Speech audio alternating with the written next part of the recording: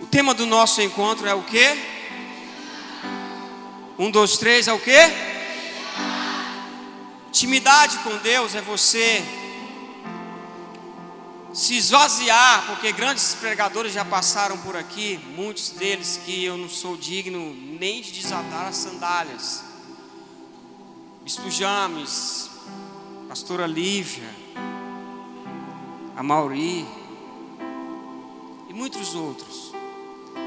Mas eu quero falar para você nessa manhã sobre intimidade, essa palavrinha que mexe com o coração de muita gente. E eu quero tentar levar você a entender que intimidade não é aquela intimidade que você tem com o seu amigo, com a sua amiga e vice-versa, em que você pode falar algumas coisas para ele, para ela. Intimidade não é aquela que você tem com o seu namorado e vice-versa, embora tenha que ter alguns sinais de advertências e outros de proibição que você não deve ultrapassar eles nem de brincadeira. A intimidade que eu quero falar para você nessa manhã também não é a intimidade entre um casal que já é casado, que renovou, que um dia fez seu voto de aliança no altar, talvez debaixo de uma unção sacerdotal de um homem e de uma mulher de Deus. Não é essa intimidade que eu quero levar você a entender nessa manhã. Eu quero levar você a entender a intimidade, aquela que você pode confiar em um ser que, embora você não consegue ver ele aos seus olhos, mas você consegue sentir ele pertinho de você, se você abrir o coração para ele. A intimidade que eu quero falar para você nessa manhã era aquela intimidade que você pode depositar ela nele. E sabe quem é ele? Jesus Cristo de Nazaré. Aquele que está assentado no alto e sublime trono nessa manhã, debruçado talvez na janela da eternidade, olhando para mim e para você, esperando você se humilhar na presença dele, para que ele possa gerar mais e mais intimidade com ele. Amém? Você não está impedido de dar glória a Deus e nem de aleluia, porque fogo vai, fogo vem. Aqui hoje vai ser fogo cruzado, amém?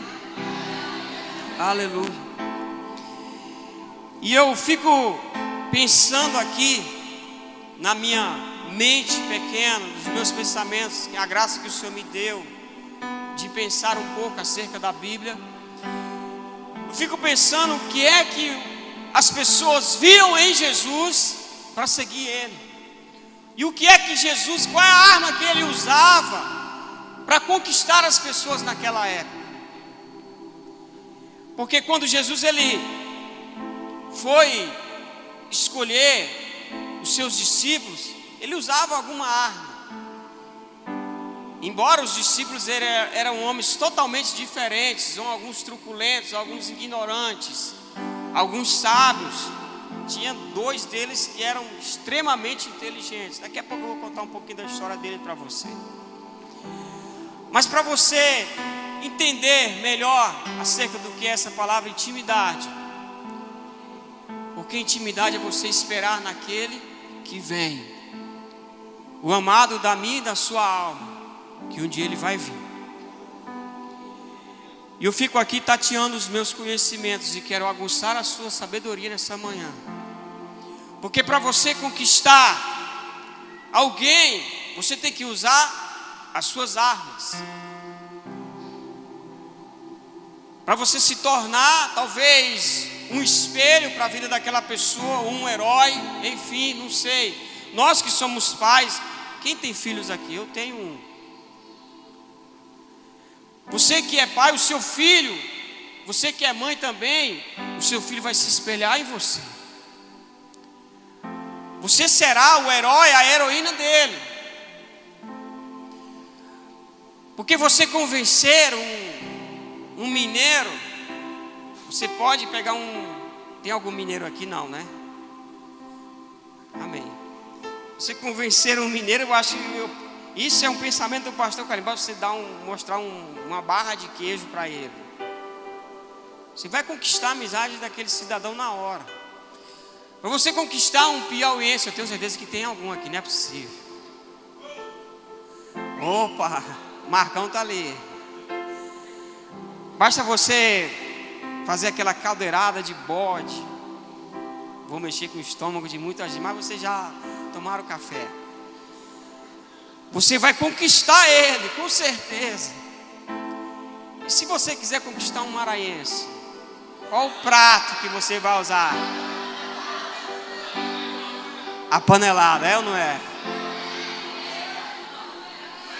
Neném gosta de uma panelada. Panelada do irmão ali na BR, chegando na Dodival. Nossa, ali quando eu vou ali, infelizmente, querido, eu confesso para vocês, eu peco.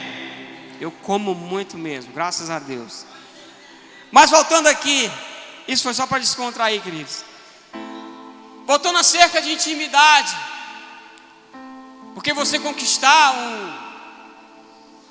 um americano, ou talvez um asiático, porque eles têm muitos heróis. O povo maranhense, talvez eles não tenham na sua história muitos heróis. Não tiveram. Está aqui a Carol, cadê a Carol, a esposa do João, que faz história? É Carol o nome dela? É Carol, né? Está por aí. Faz história, ela deve saber isso mais do que eu. Os americanos tiveram muitos heróis também, queridos. O povo da África, embora eles não tenham, talvez tenham Nelson Mandela, alguns outros lá, que me falhou a memória agora, mas tiveram heróis. Martin Luther King, boa. Mas para você conquistar um judeu, naquela época era impossível, querido. Sabe por quê? Porque desde a criação do mundo, eles tiveram muitos e muitos heróis. Heróis em que eles foram ensinados que deveriam obedecer à ordem daqueles homens. Heróis em que fizeram a diferença. E nós temos um livro que atesta acerca disso. Essa arma que você tem aí nas suas mãos. Se você for ler, você vai ficar extasiado do que Deus fazia na mão desses homens. Como Deus usava esses homens de uma forma sobrenatural. Homens que pagavam um preço para ter intimidade com Cristo. Embora Cristo não havia se revelado ainda, porque Jesus ele veio aparecer já no Novo Testamento. Você sabe da história. Mas antes da criação do mundo ele já existia. Porque era acerca da Pai, Filho e Espírito Santo, que é a Trindade. Mas isso é uma outra mensagem, eu não vou confundir a mente de você nessa manhã. Mas eu fico imaginando aqui como Jesus foi conquistar os seus 12. O texto que nós lemos aqui diz que ele chamou os seus discípulos. No outro evangelho diz que ele, depois de ter cantado um hino, chamou os seus discípulos e foi para o monte orar. E no outro evangelho diz que ele ajuntou os seus discípulos e foi para o monte da oração.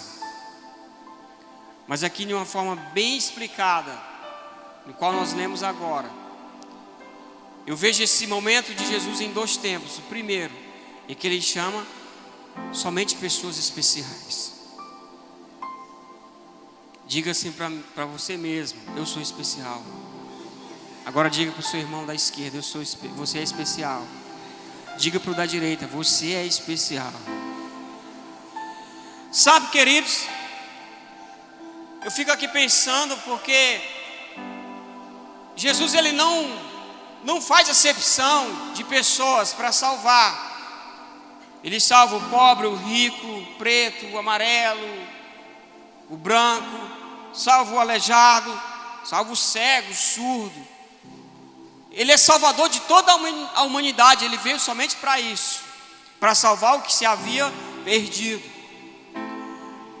Mas quando ele chegou à terra para convencer os judeus, porque os judeus eles já vinham de uma história esperando um Salvador de Israel.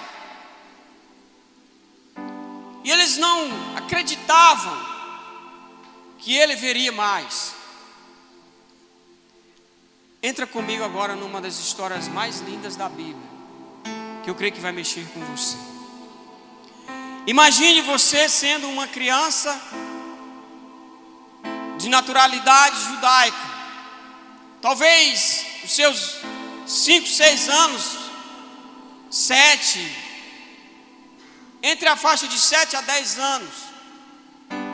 O meu filho Caleb, ele tem 4 aninhos, vai completar 5, mas todas as noites, quando eu estou em casa, quando eu não estou viajando, eu tenho que contar uma história para ele. Ele só vai dormir se ele ouvir uma história que eu conte para ele. Ele deita no berço e diz: papai, conta a história para mim. E eu conto. Ele sabe a história do Zaqueu inteira. Se você pedir chegar para ele, um dia se você tiver a oportunidade de ver ele na sede, você vai: Caleb, conta a história do Zaqueu. Ele vai lhe contar, é resumido, ele conta. A história do Jonas, se você chegar para ele e disser assim, que Jonas foi engolido por uma baleia, ele te repreende na hora. Ele diz: ei, Jonas não foi engolido por uma baleia, foi engolido por um grande peixe. Porque a Bíblia não fala que é baleia. Embora vai ser uma tradução de um contexto, você vai entender na sua conjectura maravilhosa que Deus te deu, que foi um grande peixe. Mas a Bíblia não fala que foi baleia. Mas nós sabemos na sabedoria que nós temos que foi um grande peixe. E todas as noites eu tenho que contar uma historinha para ele. E quando eu conto uma repetida, ele diz: não, papai, essa daí eu já sei. Aí eu tenho que ir lá na Bíblia, procurar uma história e ler para ele. Criancinha de 4 anos, 4 aninhos. Imagine você sendo uma criança de naturalidade judaica. Seus pais, menino vai dormir, diz: papai, conta uma história para mim. E seu pai vai contar uma história. Talvez eu pense assim, seu pai pegando nas suas mãos, levantando: meu filho, você não é comum, porque na sua veia corre um sangue de muitos e muitos heróis que fizeram a diferença em gerações passadas. Heróis que conquistaram nações, reinos. Heróis que impactaram o mundo com um exemplo de intimidade com Deus. E imagine você na pele dessa criança. E eu quero entrar aqui, dar o exemplo de alguns heróis que transformaram o mundo. A Bíblia fala de quando Jesus foi escolher os seus 12, ele, porque eram, como eu falei agora há pouco, eram homens totalmente diferentes, com pensamentos diferentes, atitudes diferentes. Foi por isso que Jesus escolheu, para provar que vale a pena você acreditar naquele que a sociedade não dá valor, aquele em que as pessoas desprezam, aqueles humildes dos humildes, talvez desprezado, falado palavras torpes para eles, talvez eles se sentindo aquele o verme do verme, do carrapato, o racho do tacho, e ninguém dá nada. Mas Jesus foi e entrou em Jerusalém para escolher 12 homens. E eu fui estudar um pouco a história da psicologia, da sabedoria desses 12 homens. Só tinha 2 que passavam, se fosse trazer para os nossos dias de hoje, que eram os caras mais inteligentes entre os 12. Um deles era Judas. E eu imagino ali Judas, um cara inteligente, sábio, muito inteligente.